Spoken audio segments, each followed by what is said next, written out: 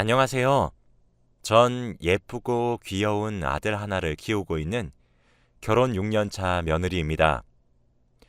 결혼 6년 차 정도 되니까 저도 여우 같은 며느리가 되더라고요. 사실 전 되게 곰 같은 사람이었습니다. 제가 그렇게 바뀔 수밖에 없었던 이야기를 오늘 한번 해보려고 이렇게 사연을 보내게 되었어요. 저와 남편은 둘 다 30대 후반입니다. 나이 차이가 1살밖에 안 나요. 남편이 저보다 어리고요. 저는 남편과 지인의 소개로 만나게 되었고 3년 정도 연애를 한 후 결혼을 했습니다. 남편과 연애하는 내내 정말 행복했고 즐거웠기 때문에 이런 사람이라면 정말 내 평생을 이 사람만 보고 살아도 행복하겠다라는 생각이 들어서 결혼을 결심했어요. 그리고 빠르게 후회했죠. 정말 시댁이란 게 생각했던 것보다 만만치 않은 존재더라고요. 딸 같은 며느리가 생겨서 좋다는 말을 곧이곧대로 믿고 정말 좋은 시댁을 만났구나 하고 말았거든요. 정말 진짜 이혼을 해버릴까 하며 심각하게 고민도 정말 많이 했는데 저와 남편 사이에 아이도 이미 하나 있고 스스로 결혼을 실패했다는 사실을 겪게 되는 건 개인적으로 자존심도 많이 상하고 스스로가 용납할 수 없겠더라고요. 그래서 그래, 누가 이기나 한번 해보자 하며 맞서보기로 결심하게 되었어요. 사실 시아버지께서는 감사하게도 며느리인 저를 정말 많이 사랑해 주시고 예뻐해 주세요. 아버님은 절 너무 아껴 주셨거든요. 그러나 시어머니는 정반대시더라고요. 저는 정말 불려우 같다는 단어가 이렇게 찰떡같이 잘 어울리는 사람을 처음 봤습니다. 바로 시어머니가 그랬거든요. 진짜 어쩜 그렇게 여우처럼 살랑살랑 거리면서 저를 욕먹이는 건지 경이로울 지경이었죠. 어떤 시기였는지 말씀해 드릴게요. 먼저 제게 안부 전화를 은근하게 강요를 하셨어요. 절대 대놓고는 안 하시는 게 특징이셨죠. 그러다 보니 항상 일주일에 두세 번 정도 전화를 드리게 되었거든요. 그런데 항상 전화를 걸 때마다 그래, 아가. 무슨 일로 전화했니? 어머, 아가. 웬일로 나한테 이렇게 전화를 해주는 거니? 하면서 제가 엄청 오랜만에 선심 쓰듯이 전화를 걸어온 사람 취급을 하시는 거예요. 그럼 남편은 그거를 듣고 제게 의아하다는 듯 시선을 보내죠. 남편은 제가 주 3회 전화를 거는 것을 알고 있는데 어머님 반응을 보면 그게 아닌 것 같아서 남편이 의문을 품게 하시는 거죠. 이게 대놓고 거짓말을 하는 것은 아닌데 사람의 상상력을 자극해서 충분히 오해를 살 수 있는 상황을 만드시는 것 같다고 해야 하나? 그리고 진짜 결혼해서 독립한 지 오래되었고 이제 가정까지 꾸린 아들내미가 뭐가 그리 보고 싶으신 건지 시도 때도 가리지 않고 시댁으로 오라고 아주 난리셨어요. 근데 그것도 대놓고 와라 이런 식으로 말을 하는 것이 아니라 요즘 동네 분위기가 뒤숭숭하다더니 며칠 전에 누구 집에 빈집 털이범이 왔다더라. 정말 너무 무섭다. 오늘 계단을 내려가다가 다리를 삐끗했나 봐. 너무 아프네. 아들 얼굴 보면 다 나을 것 같겠지만. 이런 식으로 갖가지의 핑계를 대시면서 주말마다 저희 부부를 부르세요. 진짜 속이 부글부글 끓더라고요. 저희는 맞벌이 부부인데다가 심지어 저는 토요일에도 일을 하고 있습니다. 그래서 주말이 너무 소중하거든요. 그리고 주말이 생기면 우리 가족끼리 나들이나 이런 경험을 해서 아이에게 좋은 추억들을 만들어주고 싶은 마음이 크지 시댁에 틀어박혀 지내고 싶지 않단 말이에요. 그리고 저런 말 같지도 않은 핑계를 남편은 또 다 믿습니다. 빈집털이가 있었다는 날엔 도둑고양이의 울음소리를 잘못 들었던 것이었고, 다리가 삐셨다는 말은 무슨 말씀이신지 실제로 시댁에 가서 보니 두 다리가 튼튼한 것이 멀쩡했어요. 그날 시어머니가 뛰어다니는 것을 제가 봤거든요. 또 매번 만날 때마다 남편은 축혀 세우면서 저는 아주 후려치기 하시는데 말투가 조곤조곤 하시기도 하고 정말 방싯방싯 웃으시면서 말씀을 해서 그런지 막상 그 자리에서는 저도 네 어머님 하고 웃으며 넘기는데 자려고 누우면 생각나더라고요. 그럴 때마다 묘하기도 하고요. 제 남편은 시아버지를 쏙 빼다 닮은 건지 남편도 시아버지도 눈치가 없으신 건지 둘 다 허허 웃고만 있었죠. 음식 가지고도 참 서럽게 하셨습니다. 남편이 햄버거가 먹고 싶다고 하자 시어머니가 웬일로 저를 시키시지 않으시고 직접 사오시겠다고 하시는 거예요. 저는 따라가겠다고 했지만 시어머니는 괜찮다고 만류하시더라고요. 돌아온 시어머니의 손에는 남편과 아버님의 햄버거는 패티도 2장짜리 8,000원 정도 되는 햄버거였고 제 것은 4,000원도 안 되는 햄버거였어요. 그러면서 어머님은 자기는 감자튀김만 조금 먹으면 된다며 저보고 그 조금 있는 것조차 함께 나눠 먹자 하시더라고요. 정말 얼마나 서러웠는지 모릅니다. 이게 가격 차이의 문제가 아니잖아요. 남편은 연애할 적엔 눈치가 너무 빨라 어쩔 때는 사람을 피곤하게 하기도 당황하게 하기도 하더니 정작 꼭 필요할 때는 눈치라고는 찾아볼 수가 없으니 진짜 팔짝 뛰겠더라고요. 그래서 진짜 진지하게 이혼을 고민했습니다. 갈라서야지 하다가도 아들이 눈에 밟히고 그렇다고 신랑이 증오스럽거나 한 것도 아니고 그럼 갈라서지 말아야지 하면 시어머니의 여우짓에 사람이 정말 속이 부글부글 끓더라고요. 이게 꼭 말을 하면 할수록 저만 치졸하고 속이 좁은 사람이 되어버리니까 어떻게 하면 좋을지 뾰족한 수가 떠오르지 않았습니다.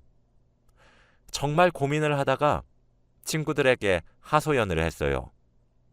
시어머니가 나를 너무 몰아가거나 나만 알게 여우짓을 해서 정말 화가 난다고 몇 시간을 털어놓았더니 친구들이 야, 그럼 너도 똑같이 하면 되지 않아? 어차피 너 이혼할 마음도 생각도 없다며. 그럼 그냥 똑같이 해. 너도 모르는 척하고 있으면 되는 거 아니야? 라고 하더라고요. 그 말을 들으니까 그러게 싶었습니다.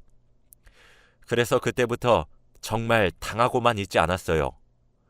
평소에 어머님이 제게 따로 잔소리를 매번 하셨던 것들이 있었습니다. 남편에게 이거 먹여라, 저거 먹여라, 비타민은 이걸 먹여야 한다, 저걸 먹여야 한다, 이런 식으로 말이죠.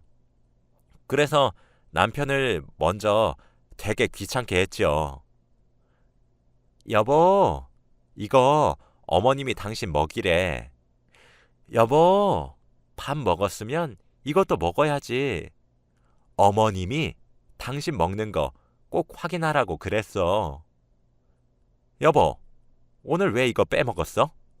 어머님한테 이러면 내가 혼나잖아. 하면서 남편을 졸졸 쫓아다니면서 귀찮게 했거든요. 말끝마다 어머님이 이러면서 말이에요. 처음엔 그래 그래 하며 웃으면서 말하던 남편이 어머님이란 단어가 지겨워졌는지 어머님과 나누는 안부 전화에서 아들 바꿔달란 어머니의 말에 여보, 어머님이 당신 바꿔달래 했더니 엄마, 우리도 좀 쉽시다. 진짜 매번 귀찮게 왜 이러세요? 하며 살짝 짜증을 부리기 시작하더라고요. 또 그 이후로 한 번 시댁에 내려간 적이 있었습니다. 시댁에서도 어머님이 아니나 다를까 2주 전 주말에도 저희 부부를 기어코 시댁으로 불러놓고 이번에도 또 아가 오랜만이야. 왜 이렇게 얼굴 보기가 힘드니? 라고 하시더라고요. 저는 기회를 엿보고 있었죠. 시아버지가 파김치를 드실 때 제가 티나게 한숨을 푹 쉬었습니다. 아버님이 아가, 밥 먹는데 웬 한숨이야? 무슨 일 있어? 라고 물으셨죠. 전 아니에요, 아버님. 이라고 어물쩍거리다가 정말 어쩔 수 없다는 듯이 그게 저희 엄마도 파김치를 참 좋아하는데 얼굴을 안 본 지 꽤 되어서요. 라고 했어요. 제가 앞서 말씀드렸다시피 시아버지는 저를 엄청 예뻐하시거든요. 싹싹하고 착한 며느리가 들어왔다고 하면서요. 그랬더니 그 자리에서 바로 시어머니에게 아니 당신은 그러게 무슨 주말마다 애들을 불러? 애들도 자기 자식 데리고 어디 놀러도 가고 처가댁도 가서 장인어른 장모님 얼굴도 뵙고 그래야지. 아가, 앞으론 시댁엔 이렇게 부른다고 자주 올 것도 없다. 하시는 겁니다. 시어머니는 절 째려보시면서 아니 아가, 네가 한번 말해봐라. 너 여기 억지로 끌고 왔니?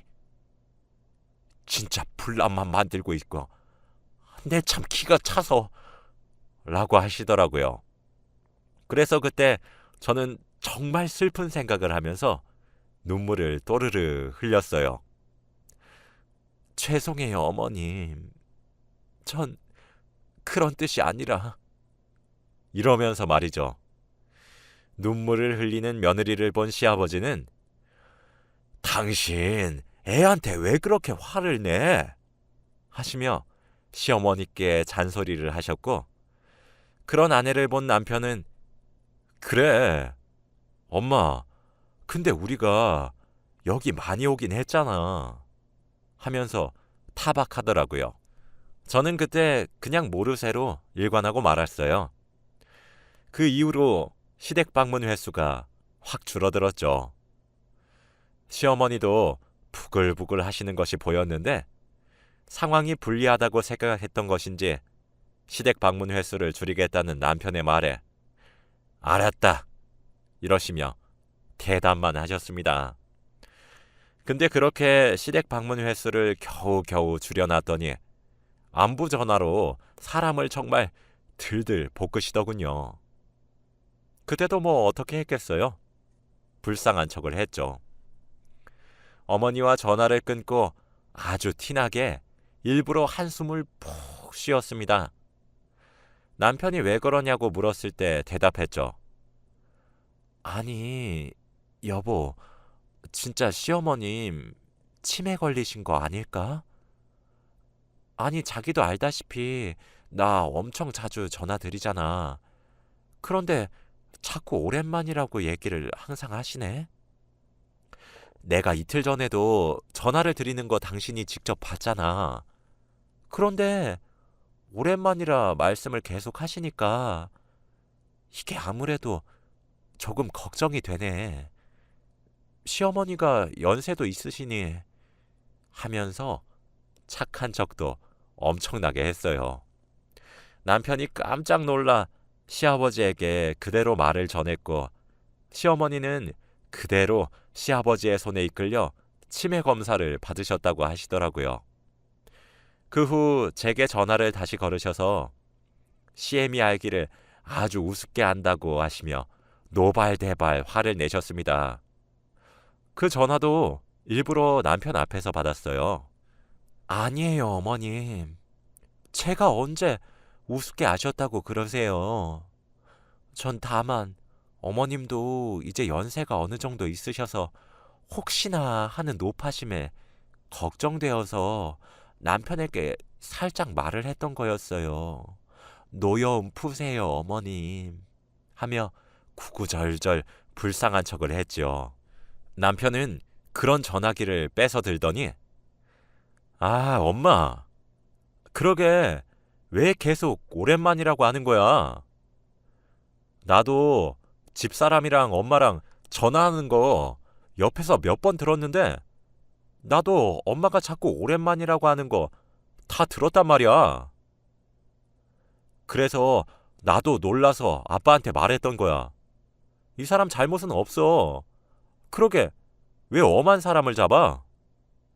오히려 이 사람은 엄마 걱정밖에 안 했는데 하고는 전화를 끊더라고요. 그 이후로 시어머니와 저 둘 사이에 오가는 신경전은 정말 말도 못할 정도였죠.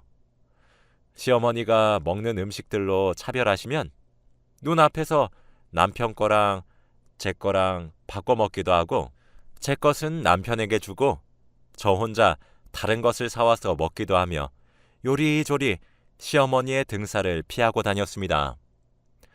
그렇게 요리조리 피했더니 약이 오르셨나 보더라고요.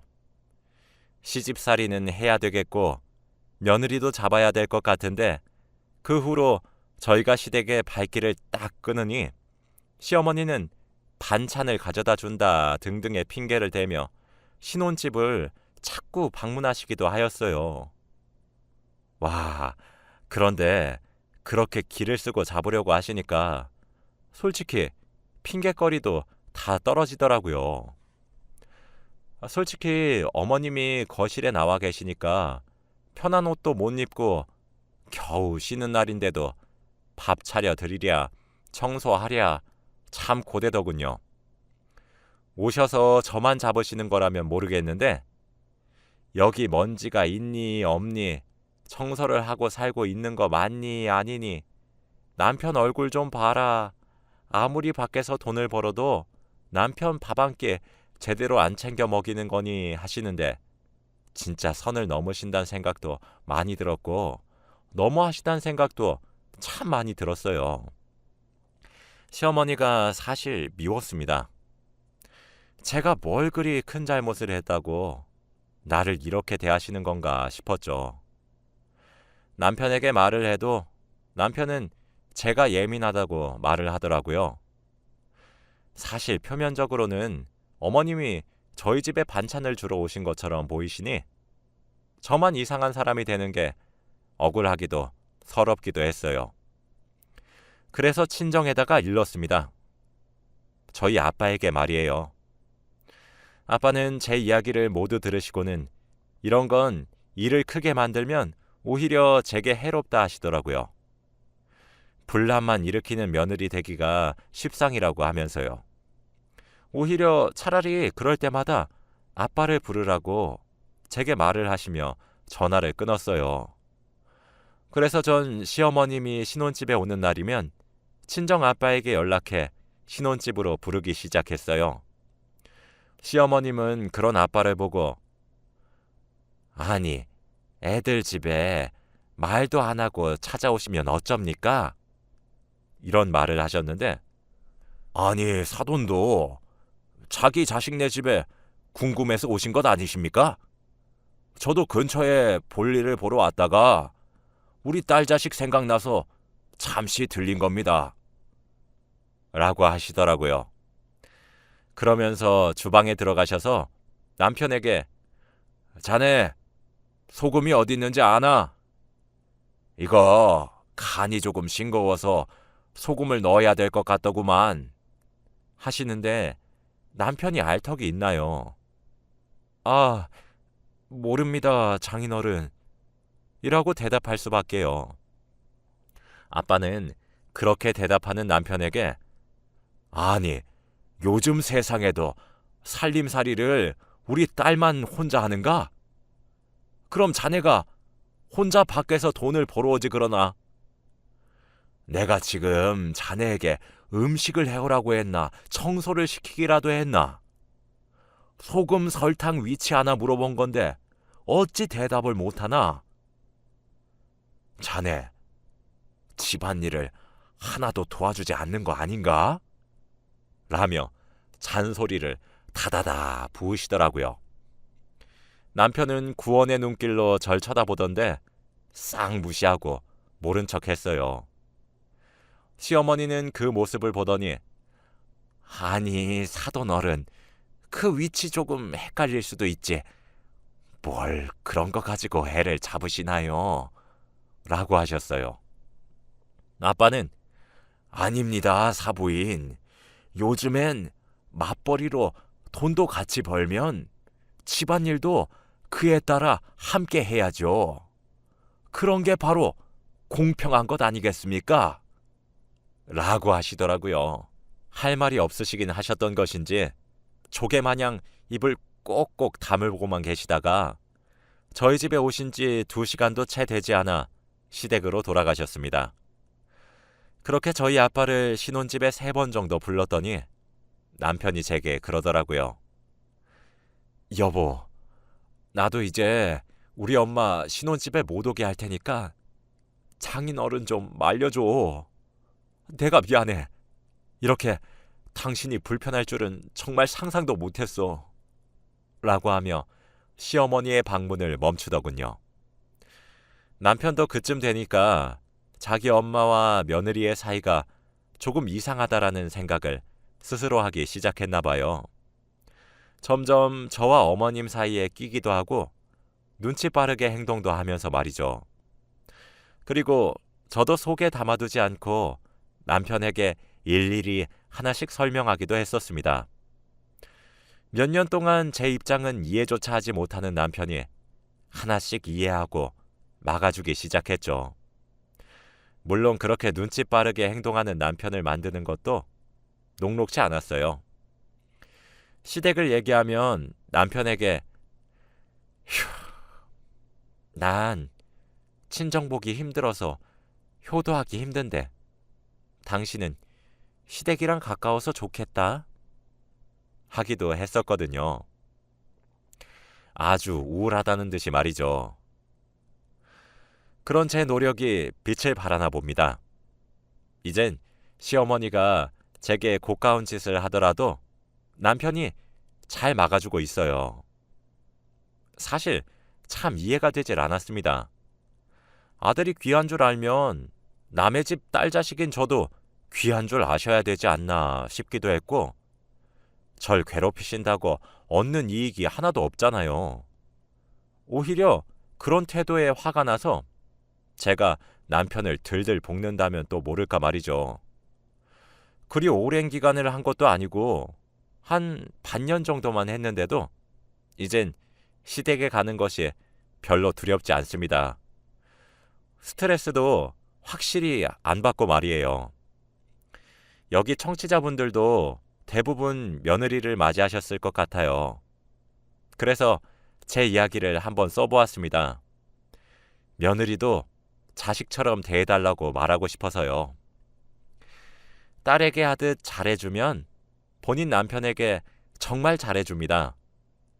오히려 천대하면 천대할수록 본인 아들이자 남편이 되는 자식은 바가지만 긁히거든요.